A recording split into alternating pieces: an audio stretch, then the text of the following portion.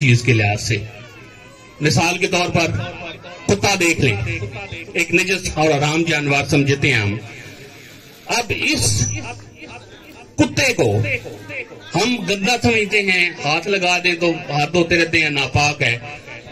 لیکن آپ کو بتاتا چلوں کہ ایسا کتا جو شکار کرنا جانتا ہو، جو شکاری کتا ہو، اس کو کچھ قوانین کے تحت کچھ چیزوں کو خیال رکھ کے چھوڑا جائے شکار پہ تو اس کا کیا ہوا شکار کھانا بھی جائز ہے. عام کتے کا شکار کھانا جائز نہیں، لیکن کچھ چیزوں کا خیال رکھ کے اگر شکاری کتے کو چھوڑا جائے اور اس کا شکار جائز ہے، کھا سکتے. کیوں؟ یہ اعزاز حاصل ہے، وجہ جاننا ہے. وہ علم رکھتا ہے شکار کرنے کا. کیا کرتا ہے؟ وہ جانتا ہے شکار کیسے کرنا ہے، علم رکھتا ہے. علم رکھنے کی وجہ سے دوسرے کتوں سے اسے ممتاز کر دیا گیا.